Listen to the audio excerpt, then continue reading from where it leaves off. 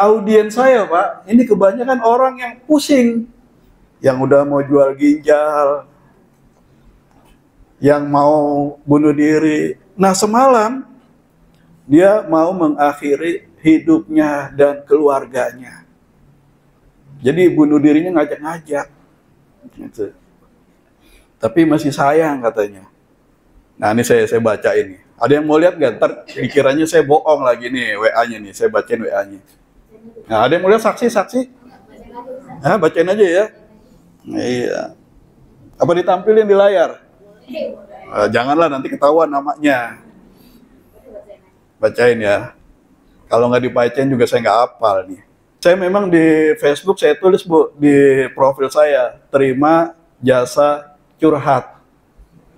Di Instagram gitu juga, terima jasa curhat. Curhat masalah apa? Dibatasi masalahnya, hanya masalah hutang riba. Boleh nggak, Bu, curhat sama manusia, boleh nggak? Boleh nggak, Bu? Yang? Iya. Yang pas, maksudnya nggak sembarang orang. Iya. Kalau kita curhat ke sembarang orang, bukan nyelesain masalah, malah ngajak masalah, gitu. Oh, gue lagi puyeng lu curhat, gitu kan. Bukan nyelesain masalah, malah bagi-bagi masalah. Kasihan gak itu orang? Kasihan. Jadi jangan sembarang curhat. Ini saya sambil nyari nih, Bu. Bukannya bukannya menyelesaikan solusi, malah nambah beban. Bebannya apa? Nambah aib. Oh, si Anu kena masalah, tadi dia cerita begini ya, gitu kan. Jadi curhat hanya kepada Allah. Dan Nabi Yakub juga mencontohkan, innama asku batsi wa huzni ilallah. Aku hanya mengadukan masalahku, kesedihanku, kebingunganku hanya kepada Allah. Gak curhat kemana-mana. Lalu ke manusia apa? Ke manusia jangan curhat. Ke manusia jangan ngeluh. Apa? Musawarah. Wasawirhum fil amri. Bermusyawarahlah kamu dalam urusan itu. Kita bermusyawarah bagaimana nih menyelesaikan masalah, gitu loh. Beda nggak semangatnya? Semangat curhat, semangat mengeluh, sama semangat musyawarah kan beda kan? Nah, cerita ke orang, jangan ke semua orang, ke orang yang tepat, karena orang yang tepat itu ya tidak semua orang bisa diajak musyawarah. Hanya orang yang paham. Nah, maka kita ke manusia itu adalah bermusyawarah. Maka ketika ada yang curhat, saya ajakin musyawarah supaya saya nggak ikut pusing gitu.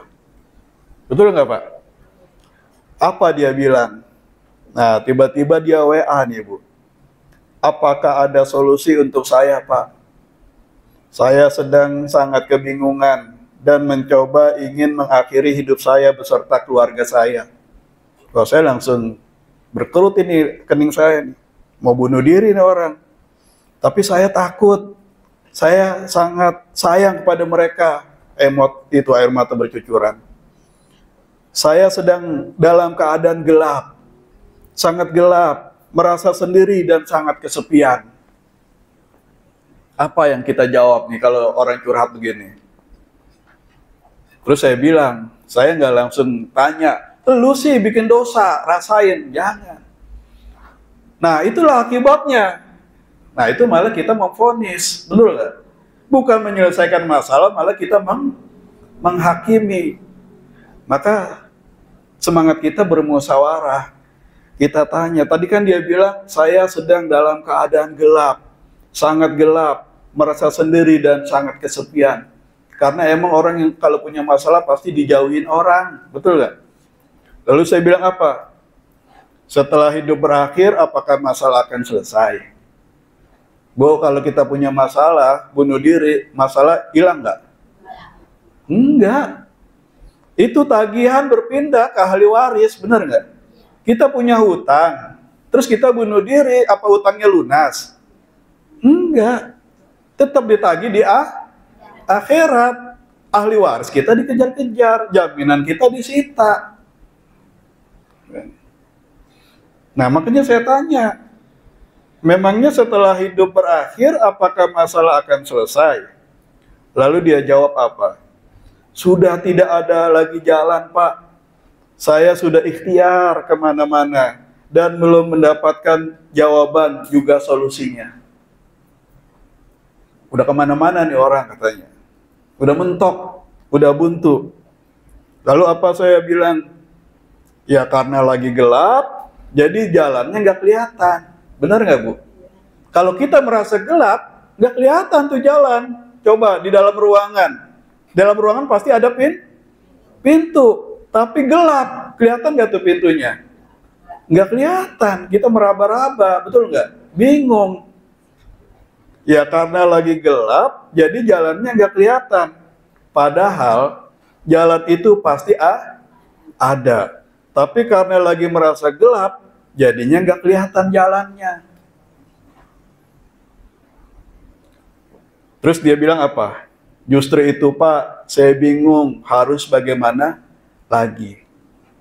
Masalah nggak akan selesai kalau kita bingung. Itu kalau kita ke Mekah nih, nanti kelihatan tuh, ada tulisan besar, makhroja. Apa artinya makhroja? Exit. Apa artinya? Jalan keluar.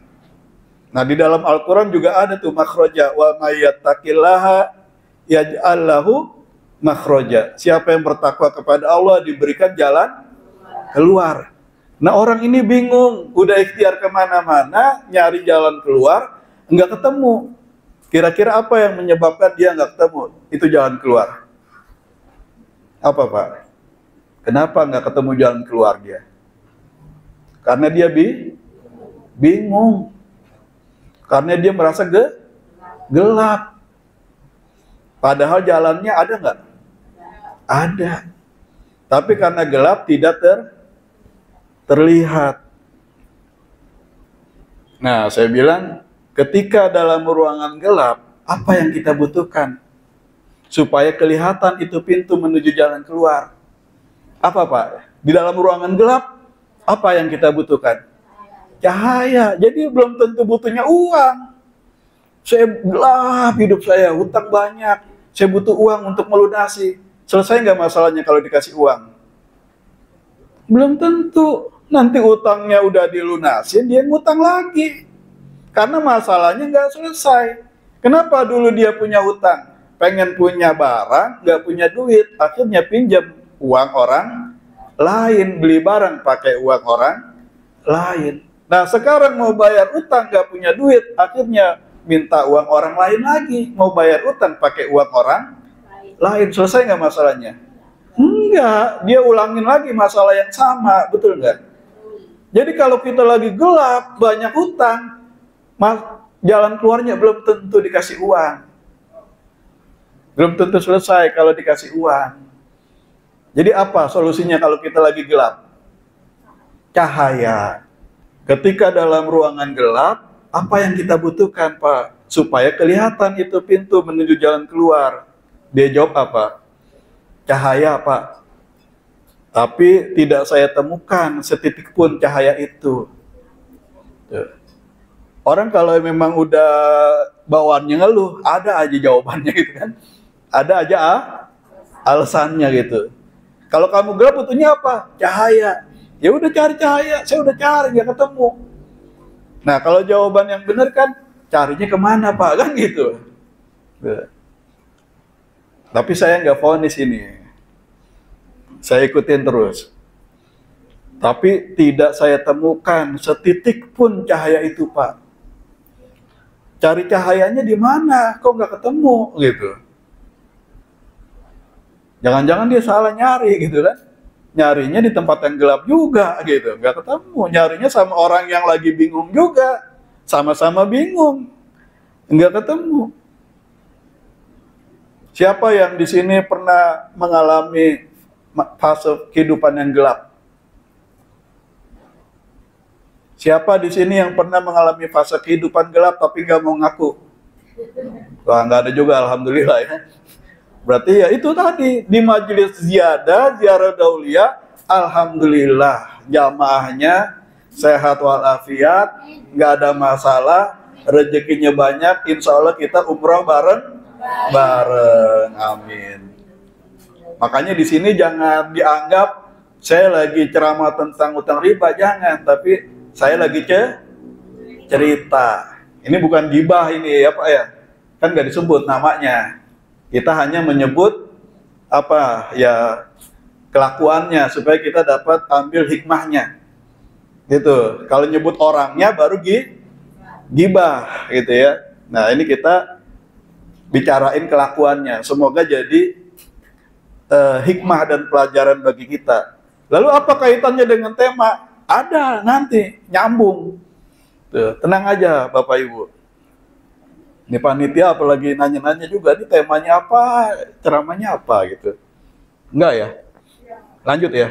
Lanjut. Sampai mana tadi itu? Cari cahayanya di mana? Saya tanya. Saya tidak tahu Pak. Makanya sekarang saya bingung harus kemana dan kepada siapa. Saya sudah ibadah dan terus meminta petunjuk Tuhan. Tapi sampai saat ini saya belum menemukan. Udah ibadah, merasa udah sholat, udah berdoa, minta petunjuk, tapi tidak ditemukan. Kira-kira apa yang salah nih? Kan banyak tuh yang begitu. Ya makanya lu sholat mah gak udah, tahajud sering, duha gak ketinggalan, 12 langsung pol. Tapi kok masalahnya gak selesai-selesai. Ada nggak yang begitu? Doa apa lagi yang harus diucapkan? Amalan apa lagi yang harus dilakukan? Ada yang ngasih amalan ini, udah lu puasa Nabi Daud, ikut puasa Nabi Daud. Sampai udah ada jadwal setahun ke depan, diajakin ketemuan tanggal 24 September. Wah, jangan tuh, itu jadwalnya. Saya puasa Nabi Daud tuh, udah ada jadwalnya. Tuh, sampai setahun. Tapi kok masalahnya nggak selesai-selesai? Apa kira-kira masalahnya? Apa ibadahnya yang salah? Apa caranya yang salah? Apa gimana ini? Tapi saya nggak nanggepin yang itunya, belum. Lalu, nah berarti ini masalahnya, solusinya adalah bukan dia bayar hutangnya. Masalahnya dia harus tenang dulu, bener nggak? Hatinya harus tenang dulu, harus bersih dulu, baru bicara masalah teknis. Masalah utang kan bisa negosiasi, benar nggak? Dalam ayat Al-Quran dikatakan surah Al-Baqarah ayat 280, wa in kana dzu usratin fanadhiratun ila maisarah. Jika orang yang punya hutang belum sanggup membayar, maka mintalah penangguhan. Nah, Al-Quran itu bilang, kalau nggak sanggup bayar, minta penangguhan, jangan kabur, jangan gali lubang, tutup lubang, jadi masalahnya makin lebar. Kalau belum sanggup bayar, apa yang harus dilakukan? Minta penangguhan. Itu perintah Al-Quran. Negosiasi. Caranya gimana? Ada caranya. Nah, setiap malam Sabtu nih, nanti malam nah kita kumpul-kumpul di sini Bu, khusus untuk masalah penyelesaian hutang riba itu, belajar menjadi pengacara bagi diri sendiri. Karena kalau sewa pengacara mahal, gitu. Mendingan duitnya buat bayar hutang, benar gak? Makanya kita belajar. Nah, saya ajakin itu Bapak itu untuk ikut acara saya, nanti ada acara Bu tanggal 25 Agustus, hari Ahad besok nih, kan besok Sabtu ya, besoknya lagi tanggal 25 Agustus di Lembaga Zakat Nasional Yatim Mandiri. Acaranya Ruqyah Solusi Utang. Jadi utang riba itu diselesaikan dengan 3 solusi. Pertama, solusi spiritual untuk menenangkan hati dulu.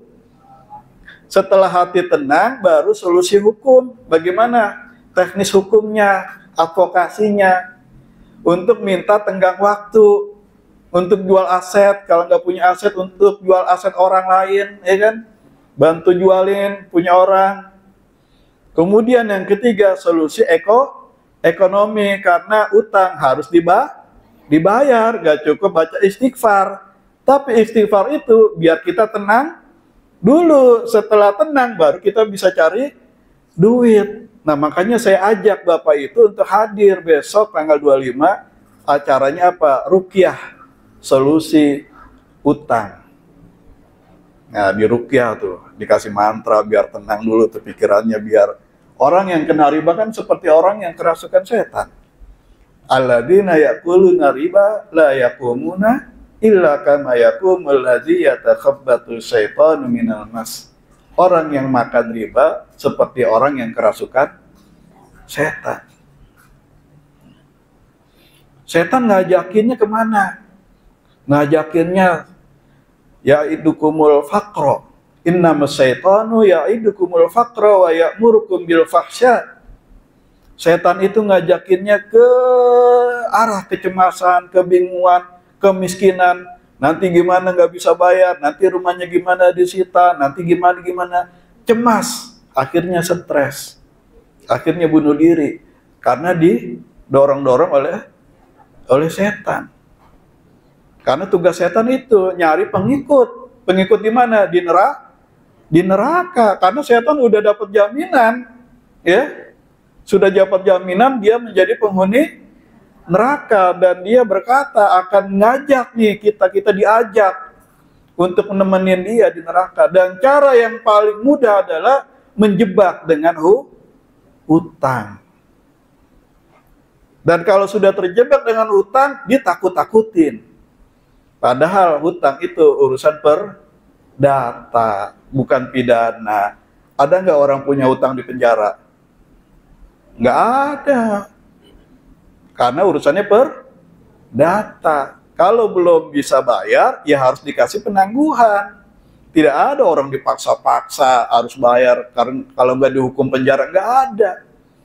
Yang ada itu hati kita dibuat cemas, dibuat takut. Siapa yang bikin itu? Setan tuh. Setan emang kerjaannya begitu, suka nakutin.